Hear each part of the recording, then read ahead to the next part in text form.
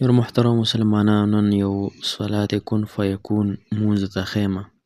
دا داسې مونځ دی چې دې سره ډېر زیات زر حاجت پوره کېږي. چا چې هم دا مونځ کړی الله جل شانه به د هغه حاجات پوره کړي. محترم علماو ذکر کړي دي صلات کن فیکون مونځ 2 رکعاته نفل دي.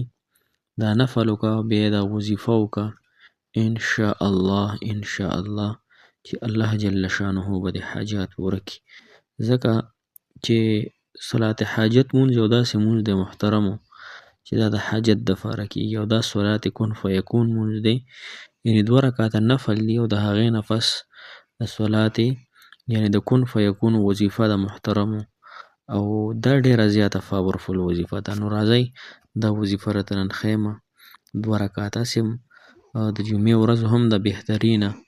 نو که د جمعې د مونځ نه پسې کوئ، که د مازدیګر مونځ نه مخکې کوئ، که د ماښام مونځ نه پسې کوئ، او که هر کله یې کوئ د روژه کې خامخا انشاءالله دا یو مونځ وکئ چې الله جل شانه مو سره حاجات پوره کړي، مشکلات مو الله تعالی اسان کړي، پریشانۍ، غمونه، تکلیفونه، ټول حالات به الله جل شانه ډېر بهترین وګرځولی کړي.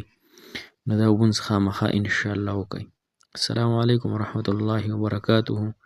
ډېر معزز و محترم او قابل قدر مسلمانانو، وروڼو، خویندو، هغه مسافر کم چې بهر وطنونو کې دي، الله تعالی د ټولو مسافرو حامی او ناصر مددګار شي. الله تعالی د مسافرو له ډېرې خوشحالۍ د دنیا او د آخرت ورکړي. کم ځای کې خو چې مسافر دي موږ هغوی ته ډېرې دعاګانې کوو، ځکه مسافر زموږ د ملک سرمایه ده، زموږ تورسرې خویندې میاندې ورته په انتظار باندې دي. الله تعالی د ټولو مسافرو حامی او ناصر مددګار شي. محترم مسلمانانو، ستاسو دې هم الله تعالی حاجات پوره کړي. اوس هم الحمدلله دعا درته وکړه چې الله تعالی دې ستاسو د زړه مرادونه پوره کړي. زموږ د کتونکو اورېدونکو دې الله تعالی ډېرې خوشحالۍ نصیب کړي. محترم مسلمانانو، 2 رکعاته صلات حاجت مونځ دی، یعنې صلات کن فیکون هم ورته ویلی شي، او د هغې نه پس بیا یو اسانه وظیفه ده کن فیکون. چا چې هم کړی انشاءالله حاجات به الله تعالی پوره کړي، او چا چې هم وکړه نو دا به انشاءالله نا امیده نه پاتې کېږي. لومبۍ خو به تاسو 2 رکعاته یعنې لومبۍ خو به اودس چاردام وکئ، د هغې نه پس په نیت وتړئ 2 رکعاته په دې حاضر وخت سورة تعالی را محمد کعبې شریفې په لور کړم الله اکبر. 2 رکعاته نیت ترې وتړو، 2 رکعاته مونځ صلات حاجت په دې حاضر وخت سورة تعالی را محمد کعبې شریفې په لور کړم الله اکبر. د هغې نه پس محترم مسلمانانو لومبي رکعت کې به سورة فاتحه وي، الحمد شریفو ولضالین پورې دې مونځ وي. د هغې نه پس په آیت الکرسي وي، آیت الکرسي دې ویله، د هغې نه پس په آیت الکرسي به یو پیره وایي. الحمد دې وي، د الحمد نه پس په آیت الکرسي یو پیره ووایي په لومبي رکعت کې. په دویم رکعت کې به الحمد دې وي ولضالین امینه پورې بیا به یو پیره سورة اخلاص قل هو الله احد سورت وي. د هغې نه پس په یو سا باندې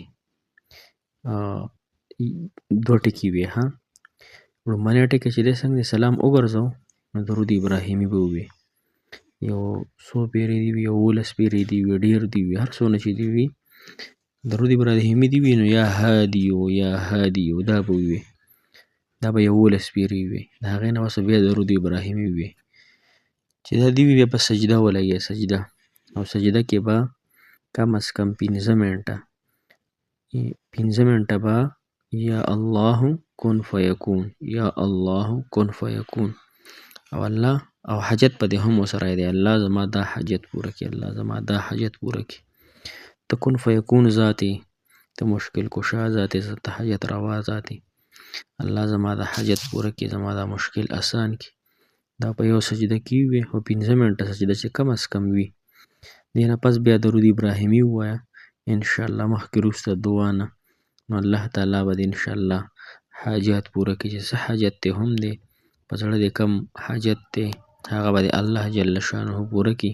په زړه دې کم دغه دی انشاءالله هغه به دې الله جل شانه بهترینې طریقې سره، بهترین انداز سره الله تعالی پوره کړي. د الله تعالی نه امیدي مه کوئ، نا امیدي کفر دی. چې یاره زما حاجت نه پوره کېږي، الله تعالی پوره کوي خو زما او تا کې کمی دی.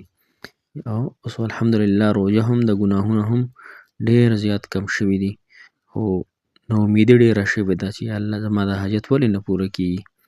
نو دا اصل کې یا ستا دې کار کې خیر نشته، دغه کار نه رجوع وکړه، واوړه تې بل کار به دې الله تعالی پوره کړي، او یا دې کار کې د خیر شته خو وروسته به دا کار وکړی شي. د دغه طریقې سره انشاءالله دا 2 رکعاته نفل تاسو خامخا وکئ.